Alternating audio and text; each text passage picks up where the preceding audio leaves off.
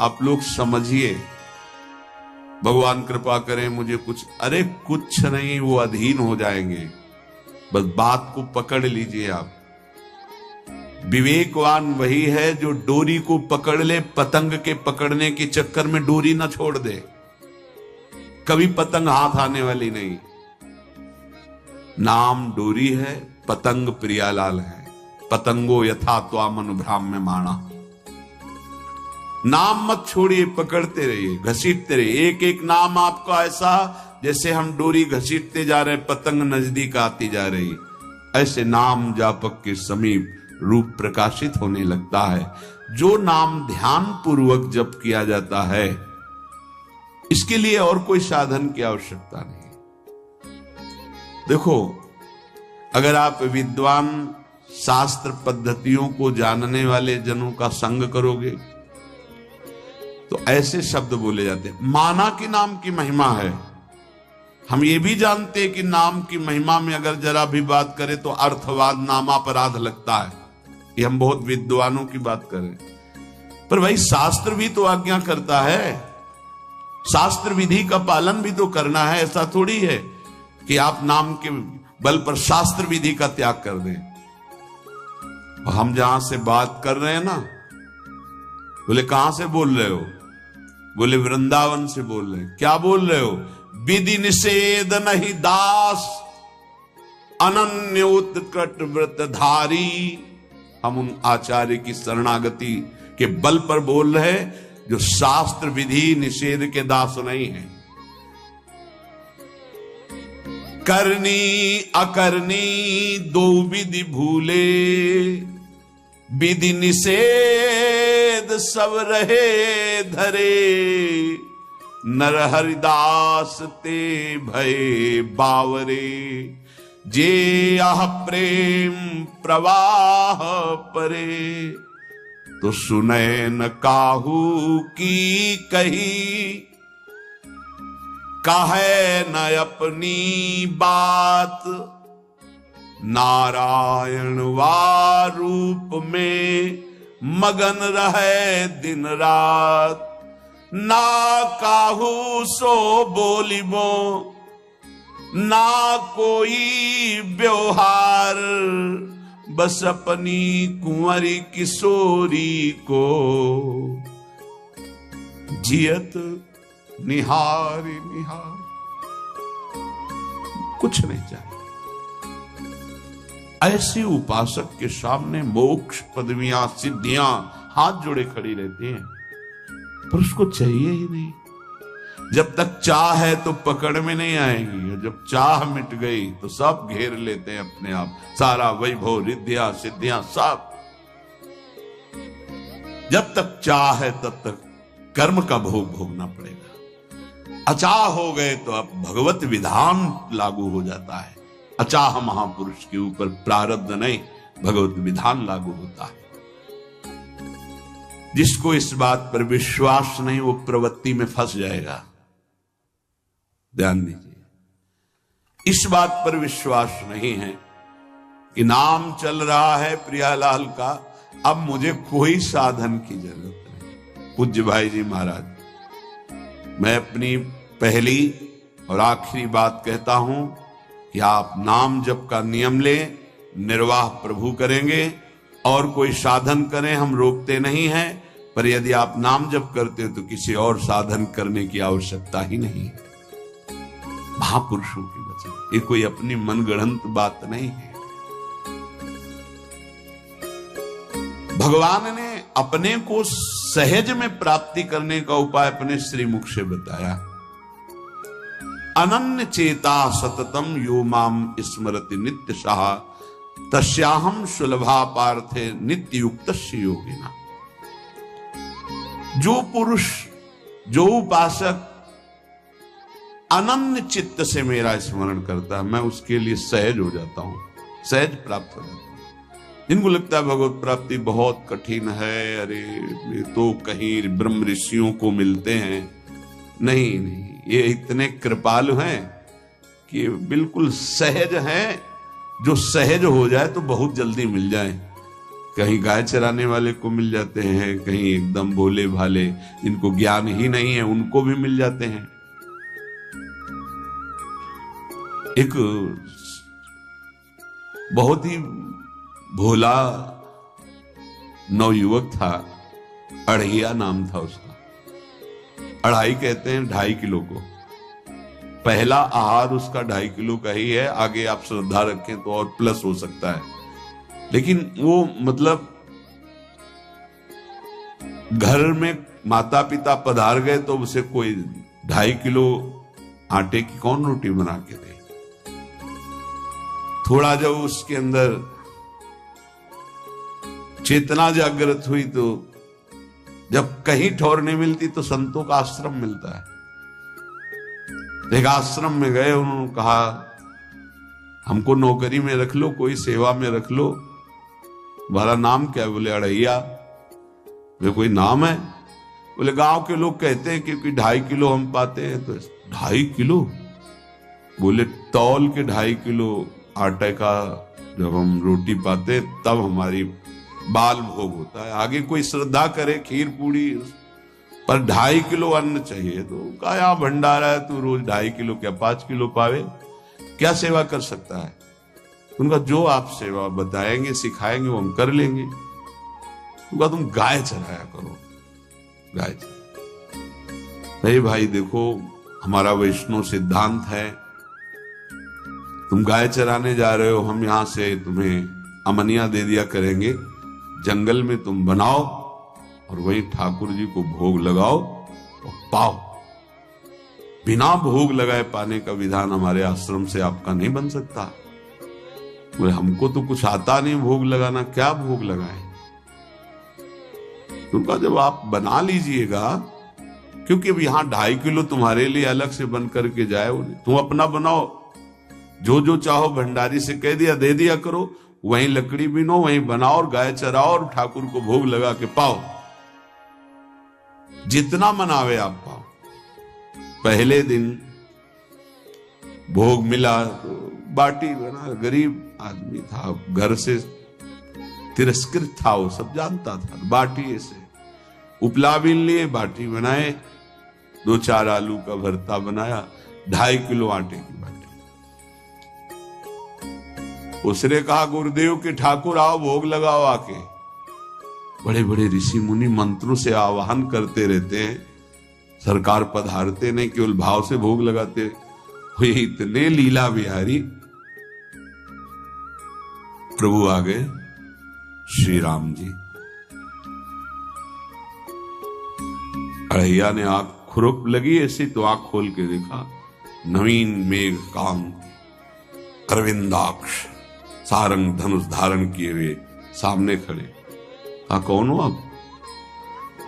मैं राम जी कहते हैं, आपने कहा गुरुदेव के ठाकुर आ, तो गुरुदेव तुम्हारे जो है उनके हम ठाकुर जी हैं। सही में आते हो तुम? बोले आए तो गए और हम पाएंगे। बड़ी खुशबू आ रही आलू के भरता की, तुम्हारी बाटी बनी हुई। और गुरुदेव ने कहा तो भोग लगा के पाना, मतलब आप पाते तो हैं? नहीं सुना है। बोले नहीं पाते हैं, पर सबका नहीं पाते हैं। आप जैसे भक्त जब पुकारते तो बिल्कुल कुछ नहीं जानता था। इसलिए हम कह रहे बड़े बड़े विद्वान और योगी जन रास्ता देखते रहते हैं। हरिवंश महाप्रभु ने इसीलिए लिखा है, मुनिमन ध्यान धरत नहीं पावत, करत विनोद संग बालक भट।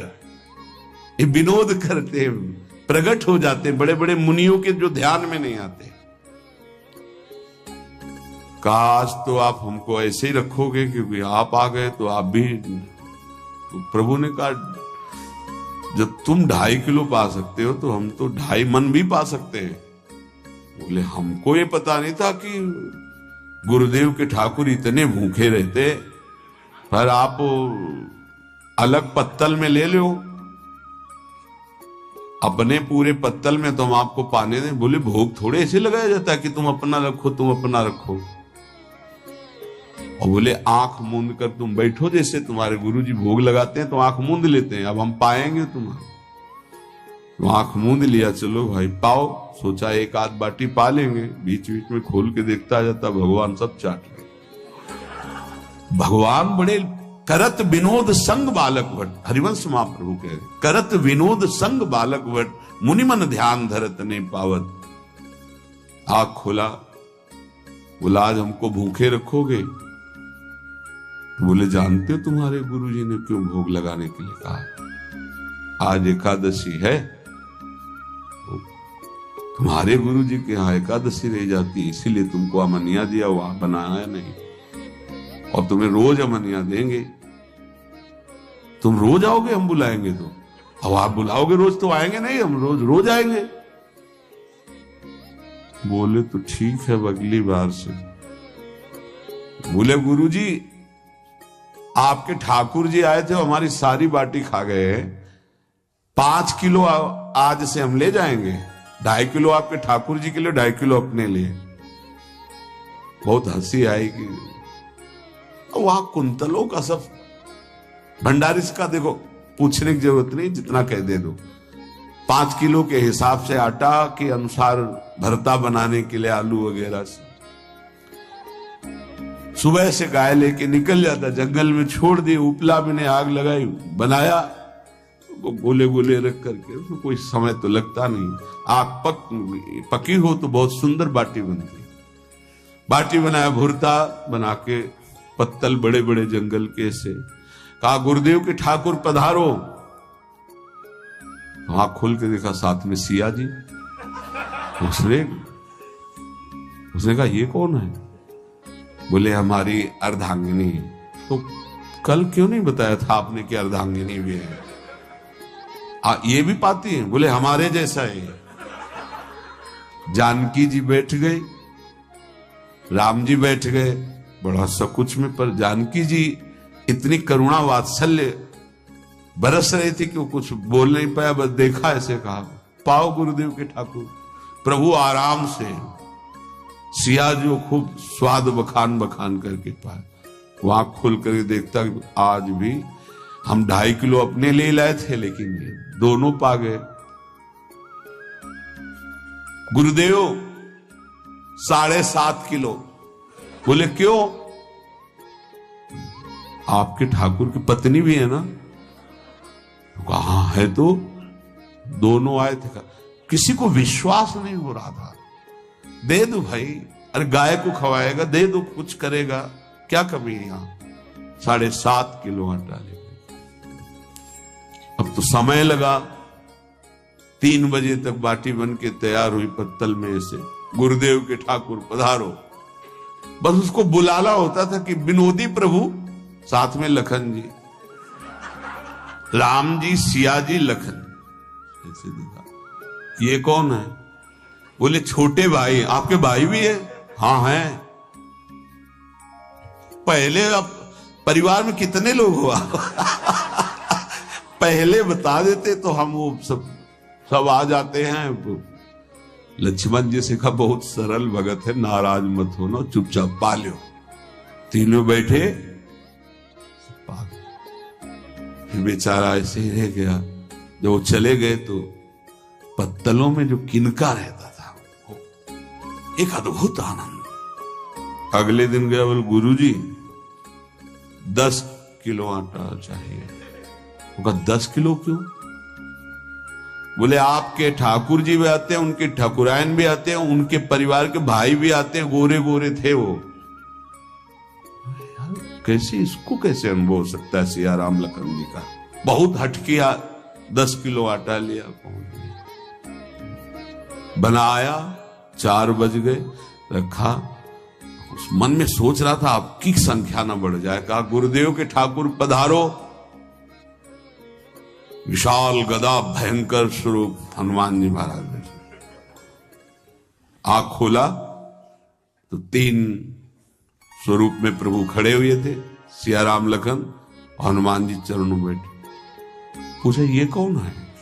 तो कहा ये हमारे प्रिय सेवक हैं हनुमान जी। एक बार आप अपने पूरे परिवार का, अपने सेवकों का वो आप पर्चा बना के मैं दे दो, गुरु जी को दे देंगे जाके। हर बार एक बढ़ जाता है तो भगवान मुस्कुराए, हनुमान जी इसका कुछ बोलना मत। बहुत निराला भगत है। बोले पाओ प्रभु।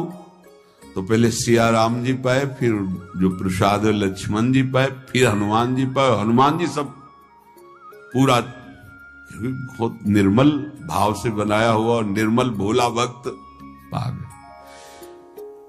अगली बार कहा गुरुदेव 5 किलो एक्स्ट्रा में रख दो, 1 नंबर बढ़ता जाता है। आपके पहले ठाकुर जी आए, फिर ठाकुरायन जी आए, फिर उनके भाई आए, फिर इस बार तो बहुत भयानक रूप गदा लिए हुए लाल अरुण वर्ण शरीर का प्रकट हो रहा है। जिधर देखो कंचन वर्ण की कांति, मुख में अरुण वर्ण की कांति। हमने पूछा आपके ठाकुर जी से, तो उन्होंने कहा कि वो सेवक हैं। को रोमांच हो रहा था कि क्या सही भगवान करुणा करके इसको दर्शन देते हैं। अब अगली बार अगर ये बात करेगा कि तो फिर अब हम इसकी परीक्षा लेंगे। ले गया इस तरह में, बनाया सब। आओ गुरुदेव। अब तो पता था कोई आने वाला नहीं। गुरुदेव के ठाकुर 2 संख्या बढ़ गई। आंख खोल के देखा, कहा ये कौन है? तो कहा ये हमारे और भाई हैं, इनका नाम भरत है, इनका नाम शत्रुघ्न है। पहले महाराज बता देते ना कि आपके और भाई हैं, हमने कहा था, आपसे प्रार्थना की थी। पाओ बचे नहीं ना, वो 2 संख्या ज्यादा हो। अगली बार गुरुदेव से कहा कि गुरुदेव 20 किलो वाली बोरी में भर दीजिए, अब हम दिन भर बनाएंगे क्योंकि आपके इतने ठाकुर हैं। आज गया लेकर सब ऐसे रख करके पत्तल डाल दिया, कहा गुरुदेव के ठाकुर पधारो। बिल्कुल नहीं बनाया। आ गए प्रभु। कहा कहां आया? तो खुशबू भी नहीं आ रही, न बाटी की न भरता की। बोले प्रभु आपके साथ पत्नी है ना, और सेवक भी है। इतने दिन से तो हमारे हाथ का पाए, आज हम पाना चाहते हैं। आप बनाओ, अपनी रुचि का बनाओ और पाओ। प्रभु ने सिया जी की तरफ देखा कि अलवेला भक्त। सिया जी ने कहा अनंत सामर्थ्यशाली शक्तियों की स्वामिनी। बोले प्रभु देखो, हमने ना उपला भी ना लकड़ी, आपके सेवक है ना, इनसे बोलो। तो हनुमान जी से कहा कि आप उपला और लकड़ी इकट्ठा करो, भाई आदेश है भगत का। लक्ष्मण जी चूल्हा जला रहे हैं, व्यवस्था आग की, और सियाजू के आंखों में आंसू भी आ रहे, धुआं भी लग रहा है, पर बना रहे। उसने कहा बनाओ, हम गाय एकत्रित करके आ रहे हैं। वो भागा, वो आश्रम में गया। बोले गुरुदेव आज पूरे परिवार सहित हमने फंसा लिया है आपके ठाकुर को। तो उनका क्या फंसा लिया है? बोले बड़े ठाकुर, छोटे ठाकुर, सेवक, उनकी पत्नी और 2 भाई उनके, पूरा परिकर सब बना रहे रोटी बाटी सब। महाराज आप चलो, आपको शंका होती थी आज उनके हाथ कपाएंगे। तो उनको लगा कि पागल आदमी, राम जी, लखन जी, भरत, शत्रुघ्न, सिया जी, हनुमान जी, ये बड़े बड़े योगियों के ध्यान में आने वाले नहीं। ये कैसे एक गंवार आदमी जिसको कभी कोई नाम जपना नहीं आया, कोई ग्रंथ नहीं आया, उसके सामने। पर भगवान की दयालुता पर संशय नहीं करना चाहिए। चल के देखते हैं। जो ही वहां गए, चूंकि निरंतर भजन परायण थे, वहां गए तो पूरा राम दरबार उपस्थित, और बड़ा सुंदर व्यंजन स्वयं जानकी जी बना रहे। प्रभु के चरणों में साष्टांग दंडोत है। कहा प्रभु लीला समझ में गई। भगवान ने कहा देखो, जो ज्ञानी भक्त हैं उनके लिए मैं अत्यंत तर्क के द्वारा भी पकड़ में नहीं आता। जो विद्वान हैं उनकी विद्वता मुझे छू नहीं सकती, लेकिन जो दीन हैं और भोले हैं उनके सामने मैं अपने इस दिव्यता, इस महानता को देखो। तुम्हारे इस भक्त की आज्ञा पर हमारा पूरा परिकर लगा हुआ सेवा में। ठाकुर जी की कृपा से गुरुदेव का प्रताप, जो ऐसा सौभाग्य मिला, परोसने में दोनों गुरु और शिष्य, पाने में प्रभु। बाद में जब प्रभु ने पा लिया तो जानकी जी ने उच्छिष्टामृत प्रभु का लेके और कहा देख आज तक तू मुझे देख नहीं पाया देखते हुए भी, इसीलिए कृपालु है।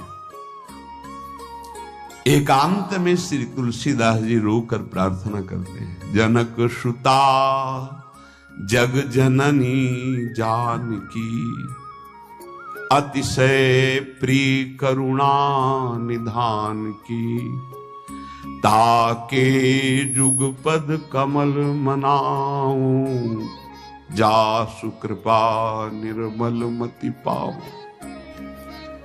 करुणा निधान प्रभु श्री राम की अतिशय प्राण संजीवनी मूरी, प्राण प्रिय सियाजू की, सीताजू के चरणों की वंदना करता हूं, जिससे प्रभु को पसंद है निर्मल मति निर्मल मन। उनकी कृपा से मेरा मन निर्मल हो जाए, मति निर्मल हो जाए। तासु कृपा निर्मल मति पाओ। जीव ही जानकी जी ने अपने कर कमल से उस बालक को पवाया, अढ़ैया को, त्रिगुण माया का मल नष्ट हुआ। ओ जी सच्चिदानंद प्रभु का साक्षात्कार निहाल हो गया। कब कौन से गुण पर कैसे जीज जाए विश्वास कीजिए। बस आवश्यकता सहज होने की। हमारी स्वामिनी जो सहज है, सहज होने की आवश्यकता है। जिसको ये कि कहां मुझे ऐसा दुर्लभ सौभाग्य। देखो कोई नाम जप उसके अंदर नहीं, कोई पाठ नहीं, कुछ नहीं। गुरुदेव ने कहा कि भोग लगा के पाना है, भगवत साक्षात्कार हो गया। विश्वास रखना चाहिए कि प्रभु हमें प्रतिपल देख रहे हैं, हमारे साथ हैं। सच्चिदानंद स्वरूप अपने आराध्य देव का निरंतर भजन और ध्यान पूर्वक भजन, ये दो बातें कह रहे हैं, भजन और ध्यान पूर्वक भजन।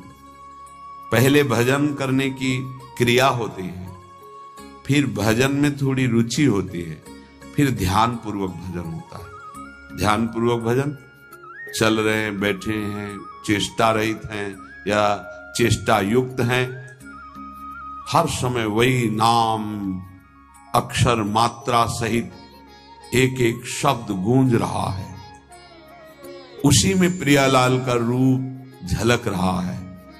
अब हृदय में ध्यान है, मुख में नाम है, मंत्र है, इससे बढ़कर जीवन क्या। विश्वास भक्त को ही होता है, अन्य को हो ही नहीं सकता। कोई भी अगर अपनापन होता है तो प्रियालाल झलकते। जिस समय वो कटा उसी समय वो सामने, मैं हूं ना, तो किसकी तरफ देख रहा है। बस ये जैसे कहा जाता है कि प्रभु वृंदावन से बाहर एक कदम नहीं रखते, तो हमारे भक्त जहां होते हैं वृंदावन के, वहां प्रियालाल जाते हैं। ध्यान रखना, वहीं वृंदावन भूमि प्रकाशित होती है। चाहे वो लाखों कोस दूर हो, वृंदावन वहीं प्रकाशित होगा, उन्हीं के सामने प्रियालाल होंगे। ये भक्ति विश्वास का मार्ग है। तुम्हारा एक ही कर्तव्य है, सब जगह से अपनापन हटा के अपने इष्ट में रखना और उनका चिंतन करना। बस हमारी यही साधना है। फिर तो प्रभु की ओर से जो कृपा की धारा आएगी कि आप उस पर बह जाएंगे। जितना जितना कृपा में डूबते जाएंगे, उतना उतना प्रेमानंद बढ़ता चला जाएगा। ये सौभाग्य कभी निर्गुण उपासक को प्राप्त नहीं होता। पूज्य पादुड़िया बाबा जी महाराज, प्रभु का साक्षात उसको दर्शन होता है, प्रभु उससे संभाषण करते हैं, प्रभु उसके साथ खेलने लगते हैं। ये निराकार की उपासना वाले उपासक को कभी सौभाग्य नहीं मिलता। भगवान की इस उपासना वाले को निराकार तत्व का बोध हो जाता है। ध्यान रखना, हमारा स्वरूप चराचर जगत का स्वरूप, भगवान का स्वरूप, सबका बोध हो जाता है प्रेम मार्ग के पथिक को। और सगुण साकार स्वरूप में जो प्रभु विराज, उनके साथ खेलना होता है।